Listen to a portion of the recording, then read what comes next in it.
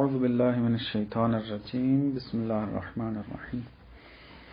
ہماری بحث چل رہی تھی قضایہ موجہہ میں، اور پچھلے درس میں قضایہ موجہ بسیطہ اس کی اقسام ختم ہو گئی تھی۔ ایک تذکر جو ہے وہ دے کر اگلی ابحاث میں وارد ہوتے ہیں، وہ ہے امکان خاص اور امکان عام، کہ کل اس کے بارے میں تفصیل سے بیان کر دیا تھا۔ امکان خاص اس امکان کو کہتے ہیں کہ جس کے اندر دو ضرورتیں سلب ہوں، یعنی جب کہا جائے کہ انسان کاتب ہے بالامکان الخاص، تو اس کا معنی یہ ہے کہ ہم یہ کہنا چاہتے ہیں کہ انسان کا کاتب ہونا ضروری نہیں ہے اور کاتب نہ ہونا بھی ضروری نہیں ہے، کیونکہ اگر کاتب ہونا ضروری ہوتا تو پھر ہمیشہ لکھتا رہتا، حالانکہ ایسا نہیں ہے، اور اگر کاتب نہ ہونا اس کا ضروری ہوتا تو پھر کبھی لکھ نہ پاتا، حالانکہ انسان لکھ پاتا ہے۔ بس دو ضرورتوں کو سلب کیا جا رہا ہے، ہونے کو بھی اور نہ ہونے کو بھی۔ اس کو کہتے ہیں امکان خاص۔ یہ امکان خاص نہ تو خدا کے مورد میں استعمال ہو سکتا ہے اور نہ ہی محالات کے اندر استعمال ہو سکتا ہے۔ خدا کے مورد میں استعمال نہیں ہو سکتا، جیسا کہ کوئی انسان یوں آ کر نہیں کہہ سکتا، یہ قضیہ نہیں بنا سکتا کہ اللہ موجود ہے بالامکان الخاص۔ یہ قضیہ غلط ہو جائے گا۔ کیوں؟ کیونکہ امکان خاص دو ضرورتوں کو سلب کرتا ہے، حالانکہ خداوند متعال کے لیے وجود ضروری ہے۔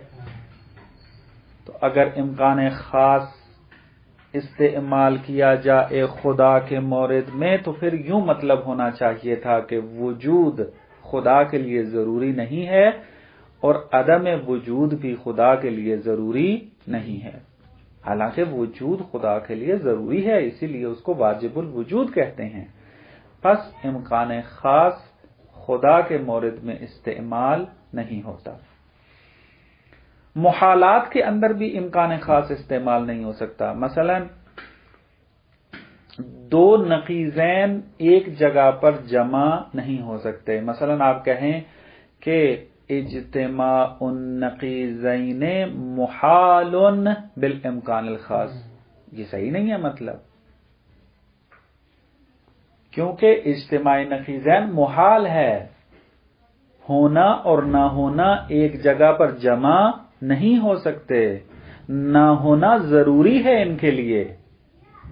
جس طرح خدا کے لیے وجود ضروری تھا، اسی طریقے سے اجتماع نقیضین کے لیے عدم ضروری ہے، نہ ہونا ضروری ہے۔ درست ہے؟ تو لہٰذا یہاں امکان خاص کی تعبیر استعمال نہیں کر سکتے۔ کیوں؟ امکان خاص تو کہتا ہے نہ ہونا ضروری ہے اور نہ ہونا ضروری ہے، حالانکہ یہاں پہ نہ ہونا ضروری ہے، عدم ضروری ہے اجتماع نقیضین کے اندر۔ بس امکان خاص جو ہے نہ تو خدا کے مورد میں استعمال ہو سکتا ہے، نہ ہی جو ہے وہ محالات کے اندر استعمال ہو سکتا ہے، فقط اس کا ایک مورد ہے، وہ کہاں پر کہ جہاں پر ممکن ہو۔ ما سوی اللہ جو تحقق رکھتے ہیں یا جو تحقق رکھنے کی صلاحیت رکھتے ہیں، ان کے اندر استعمال ہوتا ہے امکان خاص۔ درست ہے؟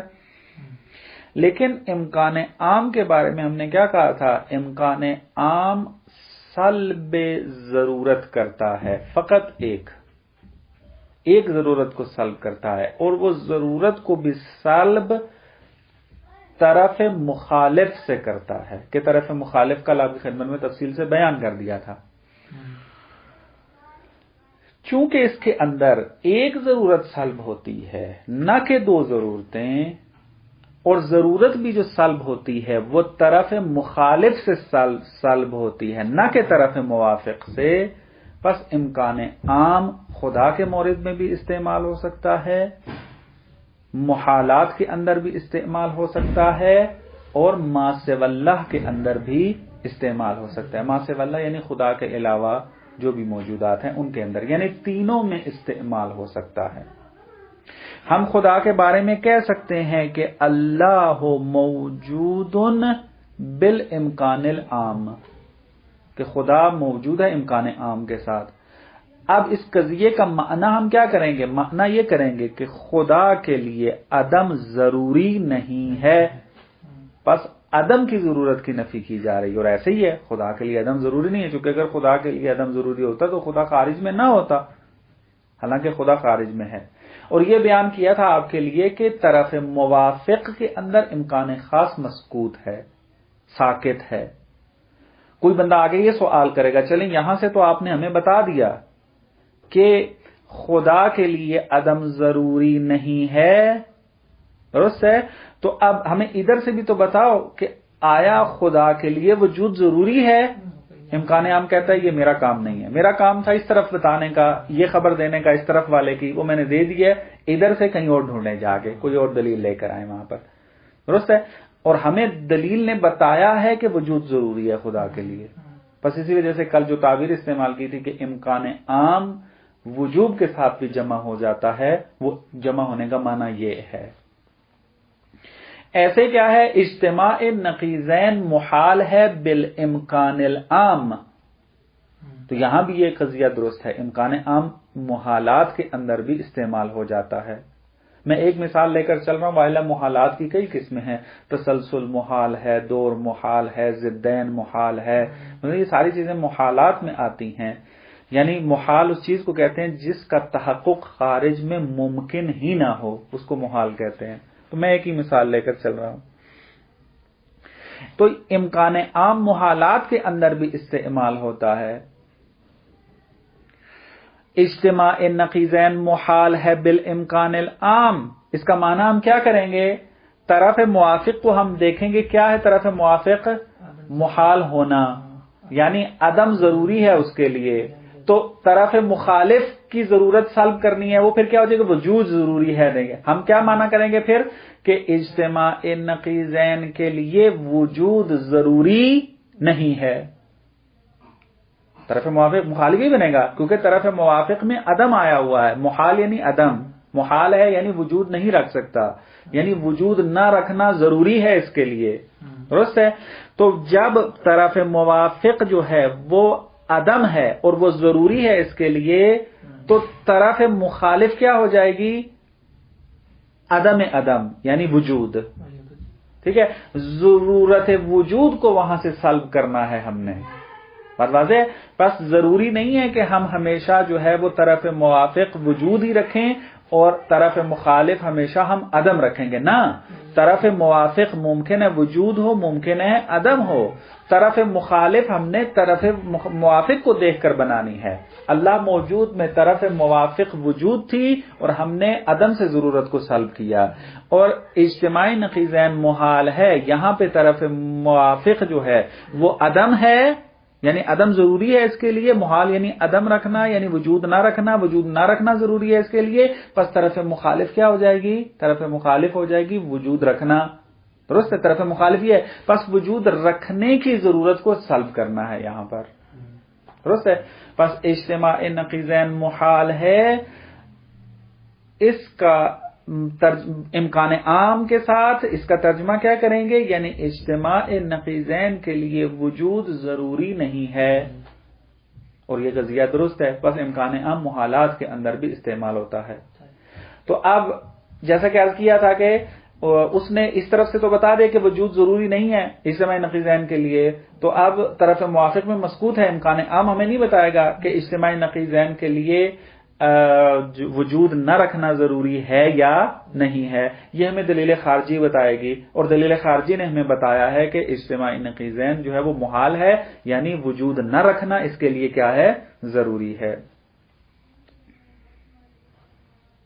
اور یہ امکان خاص میں بھی استعمال ہو سکتا ہے، ہم انسان کے بارے میں یہ قضیہ بنا سکتے ہیں کہ انسان کاتب ہے بالامکان العام، تو اس کا معنی کیا ہو جائے گا؟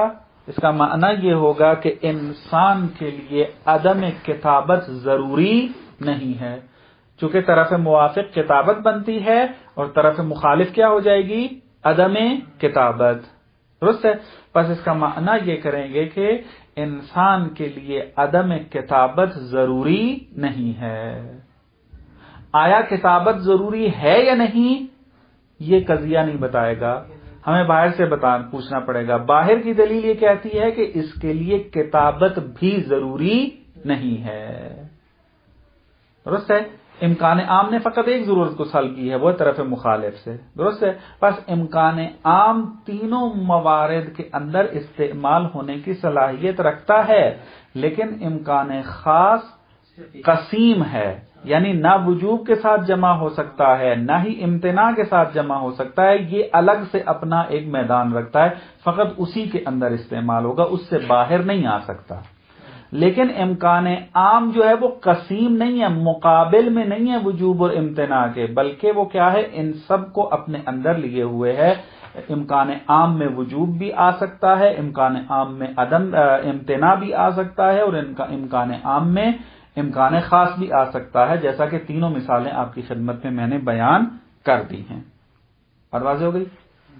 بس یہ ایک نقطہ تھا کہ جس کی وضاحت ضروری تھی، تاکہ اگر کوئی ابہام رہ گیا ہو. قسیم کا کیا معنی؟ قسیم مقابل میں ہونا. مثلا آپ کیا کرتے ہیں جب آپ اسم اپنا کلمے کو تقسیم کرتے ہیں کہ کلمہ یا اسم ہے یا فعل ہے یا حرف ہے، تو ہم کیا کرتے ہیں؟ ہم یہ کہتے ہیں کہ اسم فعل حرف آپس میں قسیم ہیں، یعنی آپس میں ایک دوسرے کے مد مقابل ہیں، ایک دوسرے کے ساتھ جمع نہیں ہو سکتے. جو اسم ہے وہ فعل نہیں ہو سکتا، جو فعل ہے وہ اسم نہیں ہو سکتا، جو فعل ہے وہ حرف نہیں ہو سکتا، جو حرف ہے وہ فعل نہیں ہو سکتا. یعنی ان کا اپنا اپنا میدان ہے، یہ ایک دوسرے کے ساتھ گڈمڈ اور تداخل ان کا نہیں ہو سکتا. اس کو کہتے ہیں قسیم. اور امکان عام جو ہے وہ وجوب، امکان اور امکان خاص کا قسیم نہیں ہے، بلکہ امکان عام ان تینوں کو شامل ہو سکتا ہے، جیسے کہ مثالیں دی ہیں اور یہ شامل ہو بھی گیا اس کے اندر. بات ہے. اب آتے ہیں اپنی بحث کی طرف، وہ ہے قضیہ موجہ مرکبہ. یہ والی بحث معمولاً استعمال نہیں ہوتی علوم کے اندر. اسی وجہ سے جناب شیخ مظفر رحمت اللہ علیہ نے اور ان کی اتباع میں اس کتاب والے نے فقط اہم ترین اقسام کو بیان کیا ہے.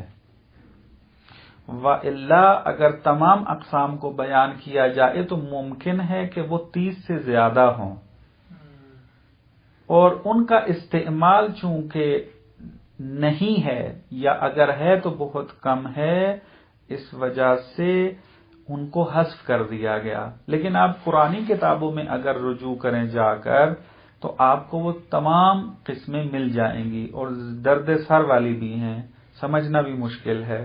یہ مرکبہ والی بحث بھی تھوڑی سی درد سر والی ہے جو اب ہم شروع کرنے والے ہیں، لیکن چونکہ کتاب میں آیا ہے اور ان اصطلاحوں سے ہمیں آشنائی حاصل کرنا ہے، لہذا جتنا انہوں نے بیان کیا ہے اتنا بیان کرتے ہیں. باقی چونکہ فائدہ نہیں ہے اس کا، ہم بھی یہاں پر اس کو ذکر نہیں کریں گے. قضایا موجہ مرکبہ ان قضایا کو کہتے ہیں کہ جس کے اندر دو جہتیں ذکر ہوں، اس کو جہت مرکبہ کہتے ہیں.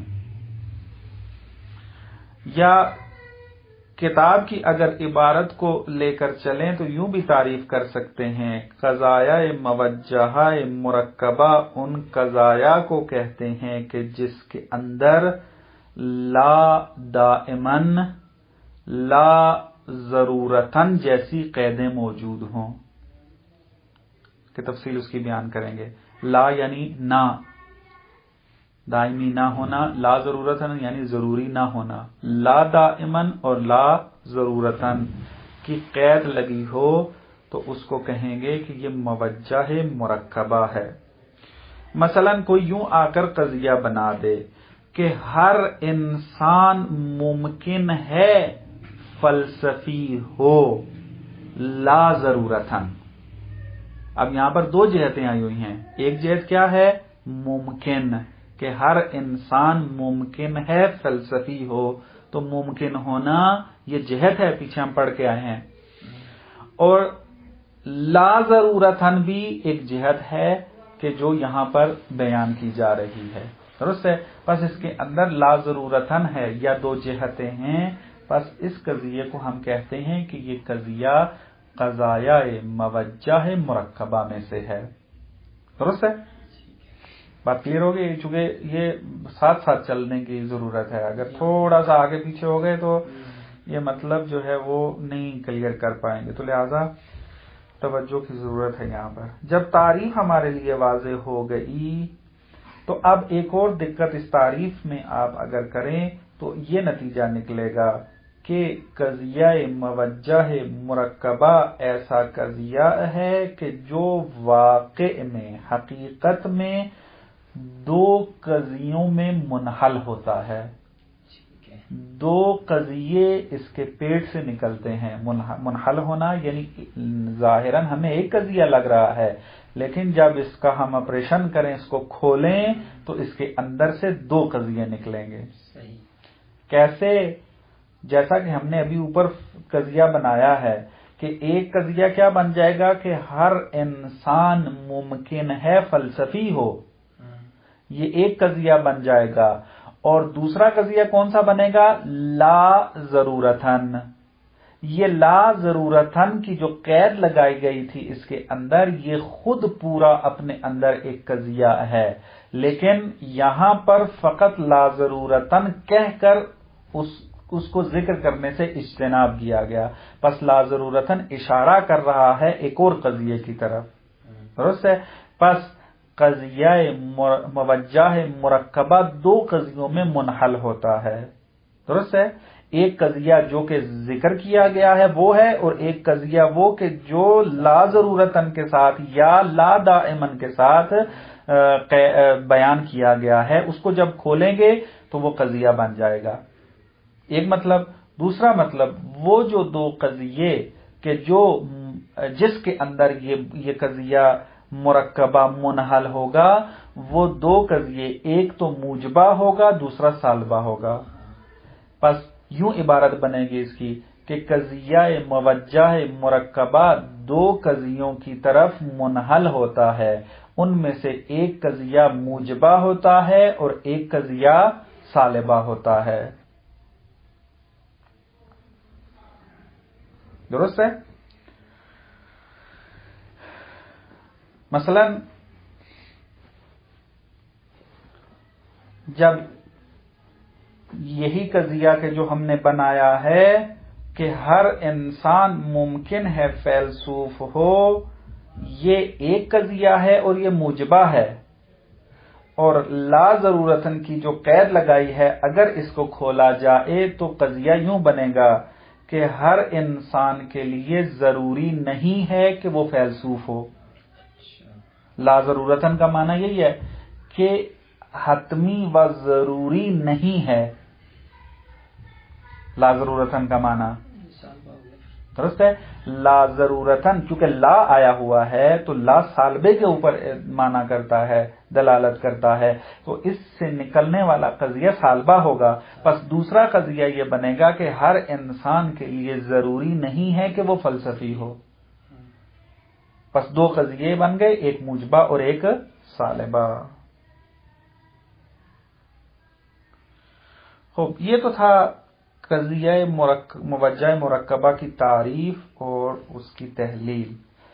اب فرماتے ہیں کہ اقسام موجہات مرکب 6 ہیں، اہم ترین 6 ہیں. وائلہ مختلف اقسام ہیں، جیسا کہ میں نے عرض کیا کہ اگر ساری اقسام کو مد نظر رکھا جائے تو تقریباً 30 سے زیادہ بنتی ہیں اسی مرکبہ کی، لیکن ہم جو ہے وہ اہم ترین کو جو ہے وہ بیان کرتے ہیں. ان میں سے پہلی قسم جو بیان کرتے ہیں وہ ہے مشروطہ خاصہ توئیں کے ساتھ. مشروطہ خاصہ. اب یہ تھوڑا سا ہمیں پیچھے کی طرف پلٹنا ہوگا کہ جو ہم نے موجہات بسیطہ کو پڑھا ہے. موجہات بسیطہ میں سے ایک قسم ہم نے کیا پڑھی تھی؟ مشروطہ عامہ. درست ہے؟ مشروطہ عامہ. یہ مشروطہ خاصہ اسی مشروطہ عامہ سے نکلے گا. مشروطہ عامہ کی تعریف ہم نے کیا کی تھی؟ یہ تعریف کی تھی کہ مشروطہ عامہ ایسا قضیہ ہے کہ جس کے اندر محمول موضوع کے لیے ضروری ہے لیکن نہ خود موضوع کے لیے بلکہ وصف موضوع کے لیے. درست ہے؟ یعنی وصف الموضوع کے لیے ثابت ہے. مثلا جب ہم نے کہا تھا کہ ہر چلنے والا انسان حتماً متحرک ہے، یہی کہا تھا نا. اب انسان کے لیے ہم تحرک ثابت نہیں کر رہے ہیں بلکہ انسان کے جو چل رہا ہو اس کے لیے ثابت کر رہے ہیں کہ وہ حتماً متحرک ہوگا. درست ہے؟ یہ مشروطہ عامہ تھا. فرماتے ہیں اس مشروطہ عامہ کو لا دائمن کے ساتھ مقید کر دیں، فقط لا دائمن کے اضافہ کر دیں تو وہ مشروطہ خاصہ بن جائے گا.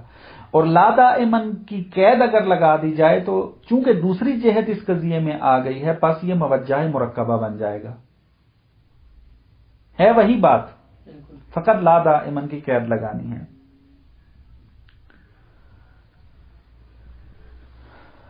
درست ہے؟ خوب، دوبارہ دقت کریں اس کے اندر تاکہ مطلب جو وہ واضح سمجھ میں آ جائے. ہم نے کیا کہا کہ اس کی مثال کیا ہے مشروطہ خاصہ کی؟ مشروطہ خاصہ کی مثال وہی ہے کہ جو مشروطہ عامہ کی تھی لیکن لا دائمن کا اضافہ کر دینا ہے. پس کیوں ہم مثال بنائیں گے کہ ہر انسان جب تک وہ چلنے کی حالت میں ہے حتماً متحرک ہے لا دائمن، لیکن یہ ہمیشہ نہیں ہے. خوب، اب اس لا دائمن کو کھولنا ہے کہ لا دائمن کو ذکر کرنے کی ضرورت کیوں پیش آتی ہے.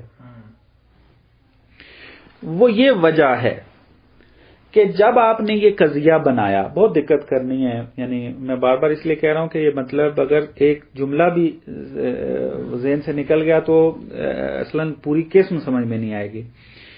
جب آپ نے یہ قضیہ بنایا کہ ہر انسان جب تک چلنے کی حالت میں ہے حتماً متحرک ہے، اگلا بندہ کہتا ہے مجھے یہ بات تو سمجھ میں آ گئی کہ انسان چلنے کی حالت میں حتماً متحرک ہے. اس حتماً کو مد نظر رکھیں، حتماً متحرک ہے.